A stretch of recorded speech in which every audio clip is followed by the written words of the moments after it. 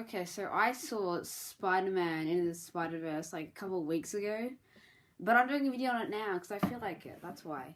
And this movie is very important because it's the first Spider-Man movie to feature anime, so that's a very important moment in history. But it's really good. If you watch my last review, I said it's better than Aquaman, and I kind of like it. I kind of liked Aquaman, I guess. So this is really good, I guess. Um, its animation style is really really good. Obviously, it's like a comic book, and there's like all these flashing lights. It might give you like a seizure, I guess. But it is really cool. It's a really cool animation style. And also mashes multiple animation styles into one damn movie. Like it has comic book style, it has Looney Tunes style, it has anime, obviously. But yeah, the story is obviously really amazing. That's why critics love it so much. Miles is the main character in this movie. Miles Morales, Spider-Man. He's a really interesting character.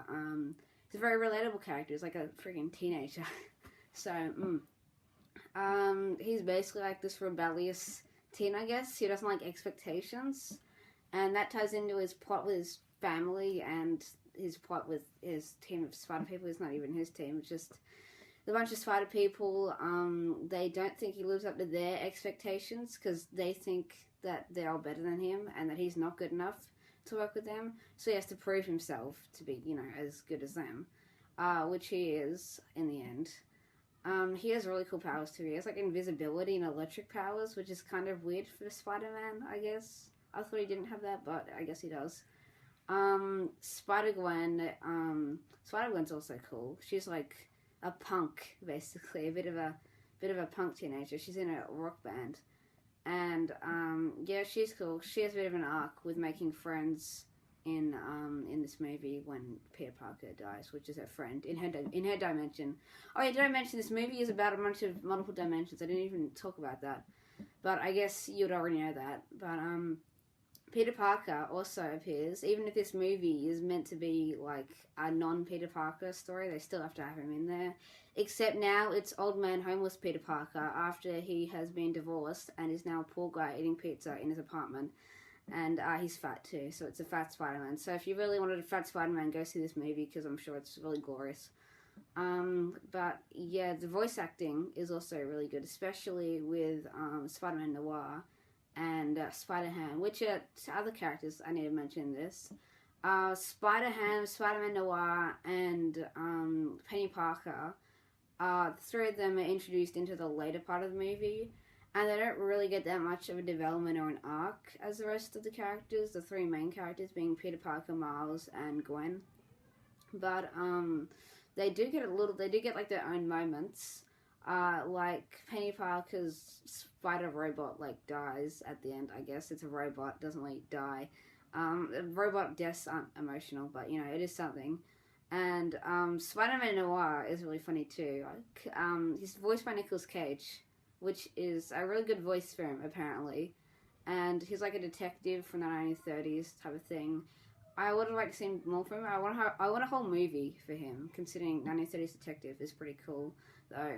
And Penny Parker is anime girl, which is insanely important to the story. No, she's not really that important, but it's still a very cool character because she's anime, obviously.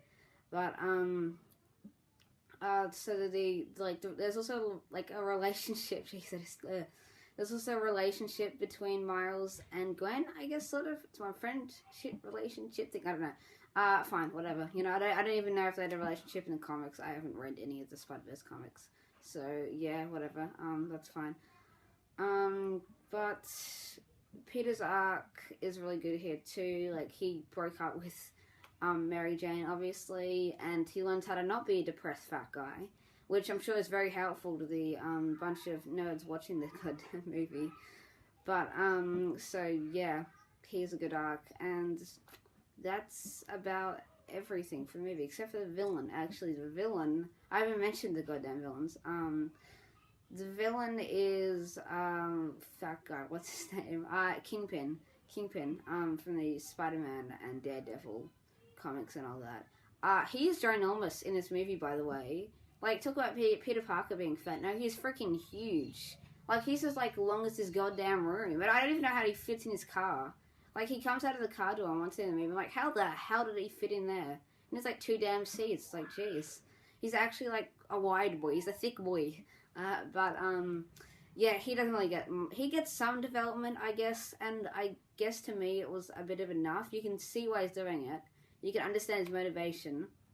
But, yeah, he still needs some more development. But, you know, with how much this movie packs into it, it does handle everything pretty well. There's also like, a female Doc Ock in this. And I thought that was, like, something from the comics that I didn't know about. But apparently it's, like, new to this movie or something, I think. And that was a big shock, just female Doc Ock randomly. And, who else? There's, the Prowler, too. He's a really cool villain. He's, like, super fast and, like, jumps on walls and stuff. And so he's really cool. And his animation style, the animation style on the Prowler